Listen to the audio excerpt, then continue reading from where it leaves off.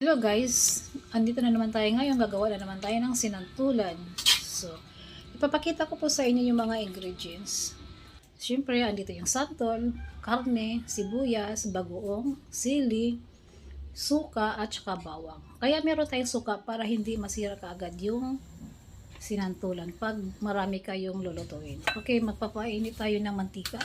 Then, ilalagay na natin yung bawang pag mainit yung mantika. So, kailangan i-golden brown natin yung bawang. Pero hindi halata na golden brown na yan dahil sa camera siguro.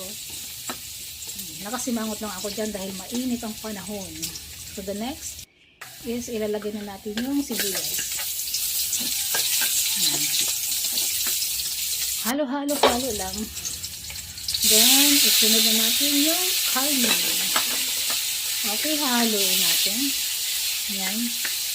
Pasensya na kayo sa mukhang nakasimangot dahil mainit talaga. Nakaharap ako sa araw. Okay? Halo-halo lang. And next is paminta. Yung paminta hindi natin masyadong halata kung marami ba o konti kasi alam mo na. Okay. So, kailangan takpan natin. Then, ayan, lalagyan natin ng konting asin. So, hindi ko lang siya pinakita yung hinahalo habang nilalagyan ng asin. Diretso ko lang pinakita. Okay. Ihaluin natin siya. Medyo paluto na yung karne niyan. Oh. Halo ng halo. Sige lang. Pasensya na kayo guys. And then, isusunod natin yung sili. Konti lang yung sili nilagay natin para hindi masyadong maanghang yung sinantulan.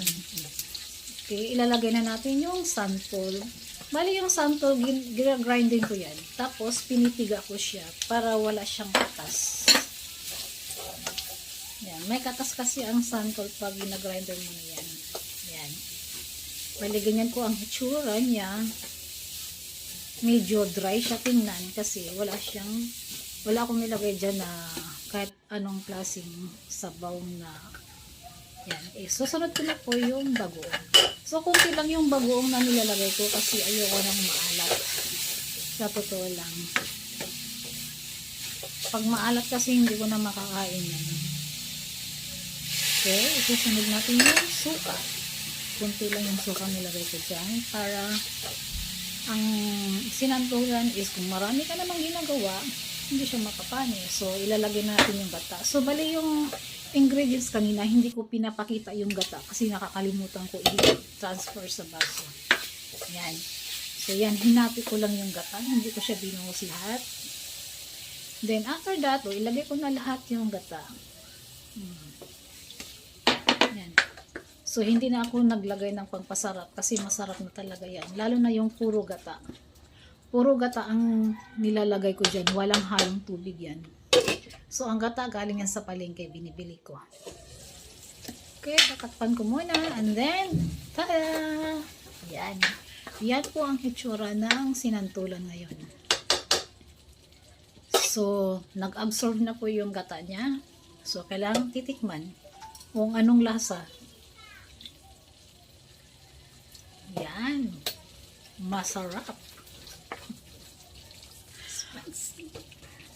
Okay, haluin ng konti. Bali, tapos na yan guys.